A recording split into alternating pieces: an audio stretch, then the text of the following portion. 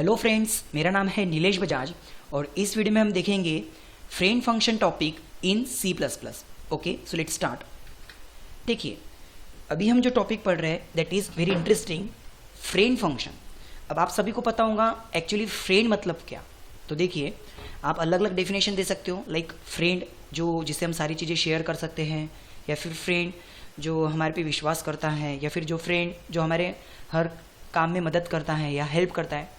ठीक है, लेकिन अगर हम इसको C++ में पढ़ रहे हैं तो मुझे आपको फ्रेंड जो कंसेप्ट है वो आपको एज अ क्लास और ऑब्जेक्ट के कंसेप्ट में समझाना पड़ेगा। देखिए, क्योंकि जनरली फ्रेंड फंक्शन हम जो सोचते हैं वो हो गया हमारा जनरल लाइफ का एक आधा फ्रेंड, लेकिन फिलहाल मुझे आपको फ्रेंड जो कंसेप्ट है वो क्लास और ऑब्जेक्ट के लिए बताना है। देखिए, आपको भी पता है जब आप कोई क्लास यूज करते हैं तो क्लास के अंदर टोटल कितने सेक्शन रहते हैं? 3 सेक्शंस। ओके, जैसे ये हो गया आपका पहला private section, okay, then second हो गया आपका प्रोटेक्टेड सेक्शन, और ये हो गया आपका पब्लिक सेक्शन।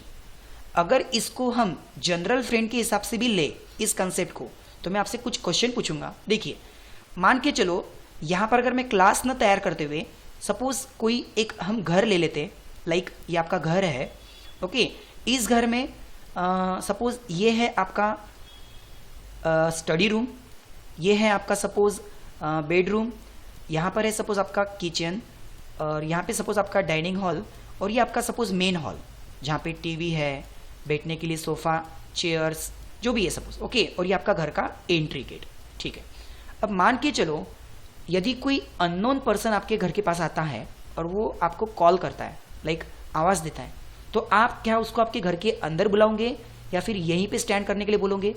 आप उसको यहीं पे स्टैंडिंग करोगे, मतलब जो भी उससे पूछना है, बातचीत करना है, आप उसको यहीं पे देंगे, क्योंकि ये इस घर का पहचान का नहीं है, अननोन व्यक्ति है। ओके, सेम उसी तरह अगर कोई आपका सपोज पापा का फ्रेंड आता है, ओके, पापा का ऐसा थोड़ा सा आपने उसको कभी तो भी देखा है, 2-3 बार वो आपसे बातचीत कर चुका है, तो अगर ऐसा कोई टेम्पररी अगर कोई फ्रेंड आता है तो आप उसको कहाँ तक बिठाओगे? आपके हॉल तक, कि अंकल आइए और यहाँ पे बैठिए, ओके, मैं पापा को बुला के लेके आता हूँ या फिर बातचीत कराता हूँ। ओके, सेम उसी तरह अगर आपका कोई क्लोज फ्रेंड आता है या आपकी मम्मा की कोई तो भी पास वाली आंटी आती है जो आपके नेबर में रहती है, तो आप क्या करोगे? आप डायरेक्टली उस आंटी को बोलोगे कि मम्मा किचन में है, आप डायरेक्ट किचन में जाइए। या फिर आपका अगर एकदम क्लोज फ्रेंड आता है तो आप उसको डायरेक्टली कहाँ ले जाओगे? आपके स्टडी रूम में। मतलब जो आपका एकदम प्राइवेट सेक्शन है, स्टडी रूम, बेडरूम या मम्मा के लिए किचन, तो कहने का मतलब अगर कोई बहुत ही आपका पहचान का है तो आप उसको कहाँ तक एंट्री दे रहे हो? आपके घर के अंदर तक। और जो पर्सन थोड़ा बहुत पहचान का है तो उसको आप कहाँ पे एंट्री दे रहे हो? आपके सिर्फ हॉल तक। और जो बिल्कुल भी पहचान का नहीं है उसको आपने कहाँ खड़ा किया? क्लास के, यानी कि आपके घर के बाहर। ओके, सेम यही चीजें मैं आपको क्लास के रूप में फिर से बताऊंगा कि मान लो सॉरी, ये है आपका क्लास जिसमें ये है आपका प्राइवेट सेक्शन, ओके, ये है आपका प्रोटेक्टेड सेक्शन, और ये है आपका पब्लिक सेक्शन। ओके, आपको भी पता है क्लास का प्राइवेट सेक्शन 100% सिक्योर्ड होता है, जो कोई भी एक्सेस नहीं कर सकता। ओके, क्लास के बाहर हम उसको एक्सेस नहीं कर सकते। प्रोटेक्टेड सेक्शन सिर्फ वही एक्सेस कर सकता है जो आपके क्लास को इनहेरिट करेगा। ओके, जब आपको इनहेरिट कंसेप्ट पता चलेगा, इनहेरिट कंसेप्ट आप जब देखेंगे तो प्रोटेक्टेड सेक्शन सिर्फ वही क्लास एक्सेस कर सकता है जो आपके क्लास को इनहेरिट करेगा। मतलब जब आपका class as a base class और दूसरा class as a derived class रहेगा तो सिर्फ प्रोटेक्टेड डेटा वहीं तक एक्सेस हो सकता है। प्राइवेट डेटा तो कहीं नहीं जाएगा, लेकिन प्रोटेक्टेड डेटा एक रिलेशन वाले क्लास तक जा सकता है। एंड पब्लिक डेटा मतलब सपोज बाहर का आंगन जहाँ पे कोई भी आ सकता है, बातचीत कर सकता है खड़े रह के आपसे। Okay, so public data can be access by each and everyone. तो अब अगर मैं सपोज फ्रेंड कंसेप्ट की बात करूं तो इस क्लास का प्राइवेट डेटा क्लास के बाहर कहीं नहीं जा सकता, लेकिन अगर मैं इस क्लास के बाहर कोई तो भी एक फंक्शन बनाऊं और उस फंक्शन को इस क्लास का सिर्फ फ्रेंड डिक्लेयर कर दूं, जबकि ये फंक्शन क्लास का नहीं है, ये फंक्शन क्लास के बाहर एक ऑर्डिनरी फंक्शन है, लेकिन इस फंक्शन को हम क्लास में सिर्फ क्या डिक्लेयर करेंगे? By using the keyword friend, कि भाई ये जो फंक्शन है यहां पर हम सिर्फ एज अ फ्रेंड उसको डिक्लेयर करेंगे। अब इसकी वजह से क्या होगा कि क्लास का प्राइवेट डेटा भी वो एक्सेस कर सकता। अभी 2 मिनट पहले मैंने आपको समझाया कि अगर आपका कोई फ्रेंड है तो आप उसको डायरेक्टली आपके स्टडी रूम में या फिर आपके बेडरूम में आप उसको बुला सकते हो कि हम बातचीत करते हैं, स्टडी करते हैं। सो सेम उसी तरह कि अगर आपका कोई बाहर का ऑर्डिनरी फंक्शन है जिसको आपने क्लास का एज अ फ्रेंड डिक्लेयर कर दिया, तो क्या होगा, क्लास का प्राइवेट डेटा भी वो एक्सेस कर सकता। ओके, सो देखते हैं कि हम यहाँ पर फ्रेंड फंक्शन डिक्लेयर कैसे करेंगे और एक्सेस कैसे करेंगे प्राइवेट डेटा को। ओके, तो मैं यहाँ पे छोटा सा एक इंट्रोडक्शन के लिए प्रोग्राम बनाता हूँ। देखिए,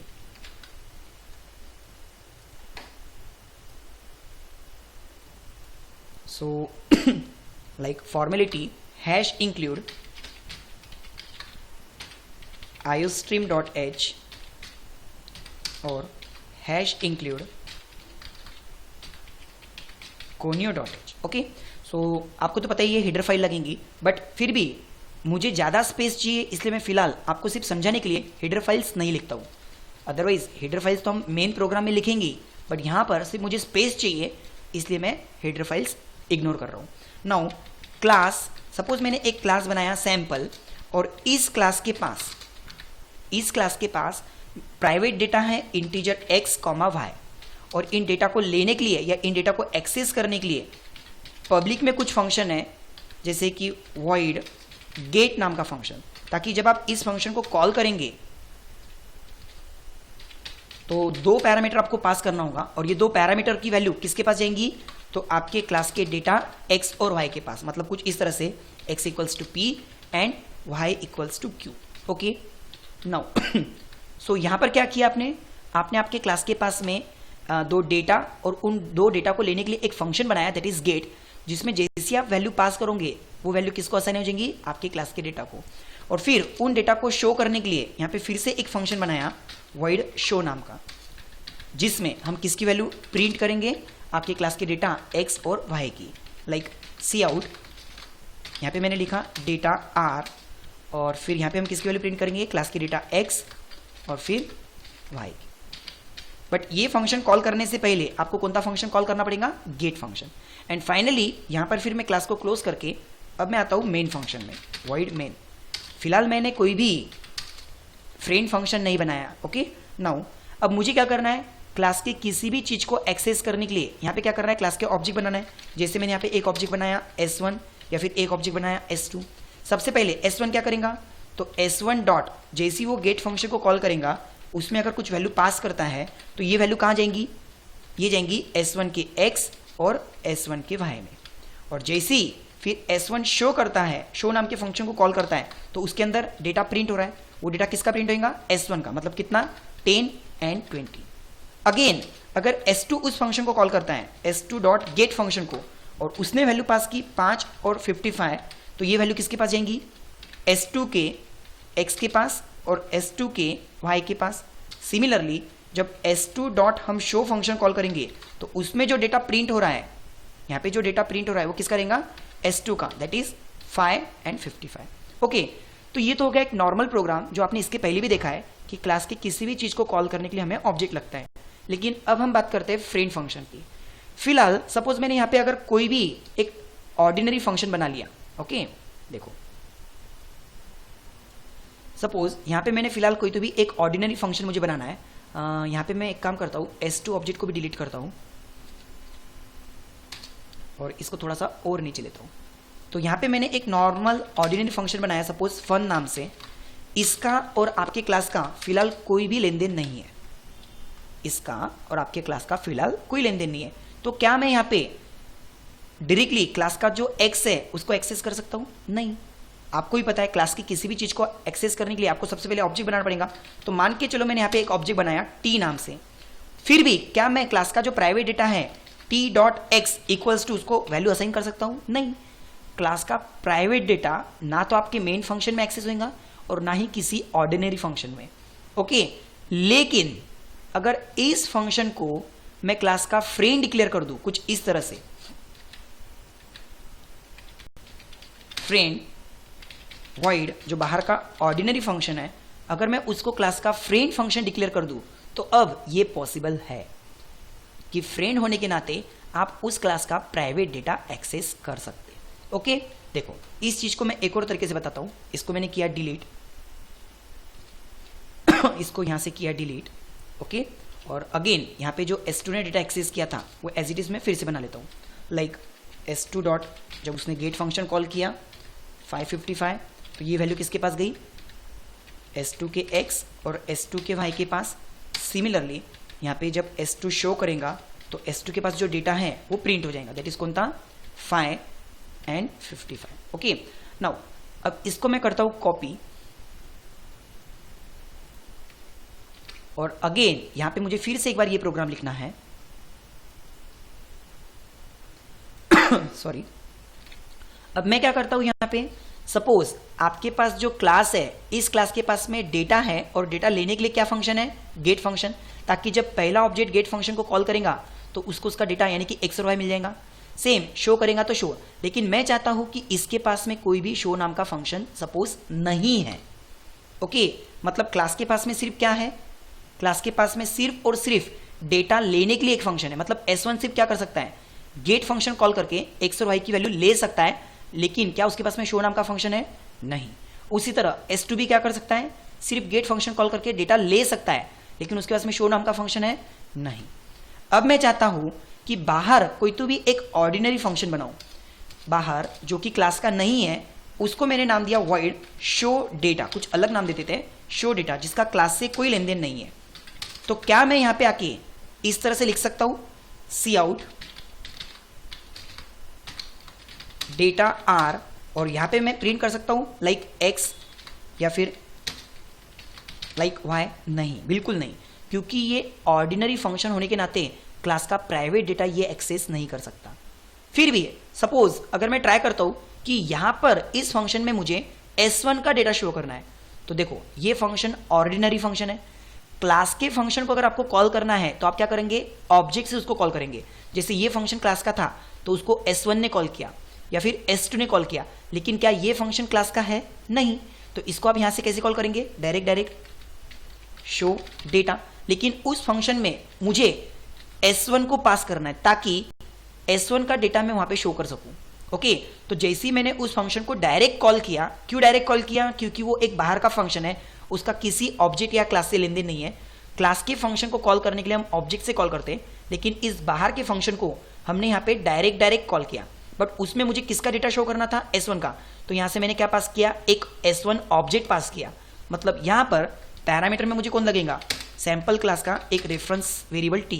मतलब ये ऑब्जेक्ट आपने किसके पास किया, t के पास। तो यहां पे मैं क्या ट्राई करूंगा, t.x उसकी वैल्यू मुझे प्रिंट करना है, या फिर t.y उसकी वैल्यू प्रिंट करना है। अब यहाँ पे t मतलब कौन, यहाँ पे t मतलब कौन, आपने जो ऑब्जेक्ट पास किया वो, दैट इज S1। फिर भी आप क्लास का प्राइवेट डेटा यहाँ पे प्रिंट करने की कोशिश कर रहे हैं, S1 का प्राइवेट डेटा। तो ये तभी पॉसिबल है जब आप इस लाइन को एज इट इज यहां से फ्रेंड डिक्लेयर करोगे by using the keyword friend.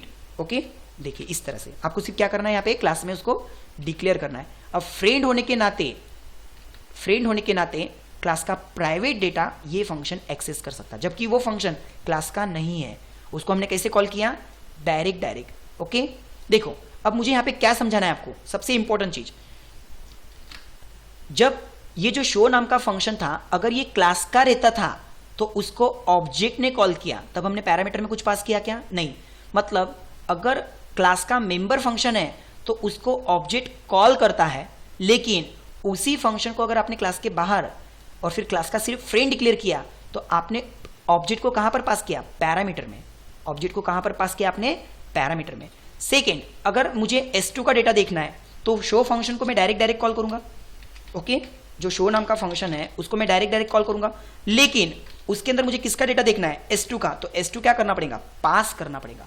Okay, तो देखो सॉरी, यहां पर क्या हो रहा है कि जब क्लास का मेंबर फंक्शन था तो उसको ऑब्जेक्ट ने कॉल किया, लेकिन जब वही क्लास का फ्रेंड फंक्शन बन गया तो उसको हमने डायरेक्ट तो कॉल किया, लेकिन वही ऑब्जेक्ट आपने उसके अंदर एज अ पैरामीटर पास किया।